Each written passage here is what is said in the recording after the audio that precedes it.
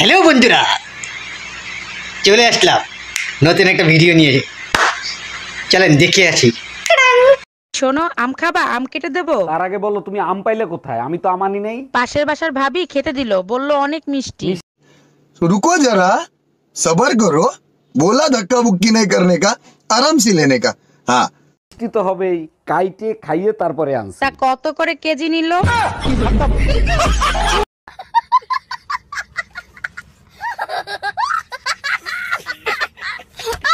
7 দিন হয়ে গেছে কথা বলো না, এভাবে আর রাগ করে কতদিন থাকবা?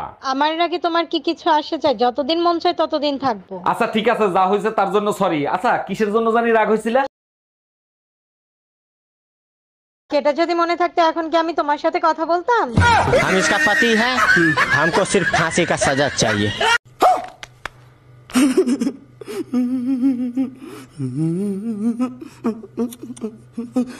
আচ্ছা আমাকে একটা কথা বলো তো, বলছে এমন কোন জিনিস আছে যেটা তুমি প্রতিদিন দেখে টিপতে চাও কিন্তু টিপতে পারো না? আরে ছাড়ো ছাড়ো, এখন বলবো দি তুমি রাগ করবা, ছাড়ো তো। আরে বলো না, বলো। আরে না না, তুমি রাগ করবে, ছাড়ো তো। আরে বলো না, তুমি রাগ করবো না। কেন? তোমার গলা।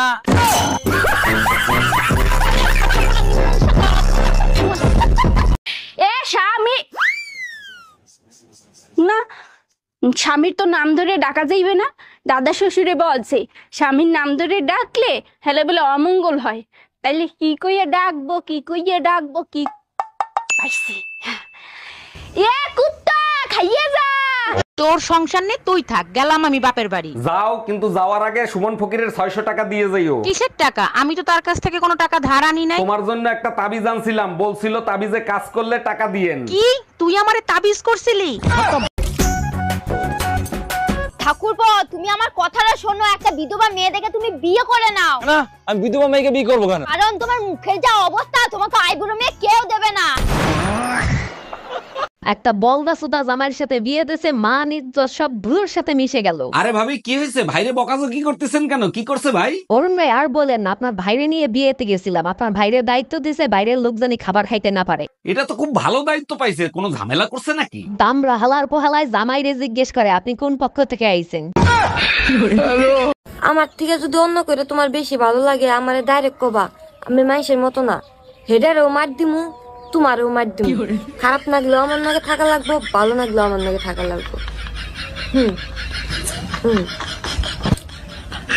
জানেন ভাবি, আমাদের শুভ আছে না, শুভ না অনেক অসুস্থ। অরুণ ভাই, যে গরম পড়ছে এতে তো মানুষ অসুস্থই হবে। তা শুভর কি হয়েছে ভাই? বউর বাপের বাড়ি তুলে কথা বলছিল, বউ সোজা আইসিইউতে পাঠাই দিছে। আহারে বেচারা। আসেন অরুণ ভাই, আমরা দুজন মিলে ওর জন্য একটু জানাজা পড়ি। অরুণ ভাই, শুনলাম আপনি নাকি 2 বাচ্চাওয়ালা একটা বিধবা মহিলারে বিয়ে করছেন। ভাবি ঠিকই শুনছেন, বউ মারা যাওয়ার পর একা হয়ে গেছিলাম, তাই বিয়ে করছি। এ ঘরেও আমাদের 2টো বাচ্চা হয়েছে। বলেন কি অরুণ ভাই, আপনার তো আগেও 2টা বাচ্চা ছিল, এতগুলো বাচ্চা সামাল দেন কিভাবে? 1 মিনিট ভাবি, বউ ফোন দিছে। হ্যালো। হাই, কই তুমি? শিগগিরই বাসায় আসো, আমার বাচ্চারা আর তোমার বাচ্চারা মিলে আমাদের বাচ্চাদের মারতিছে।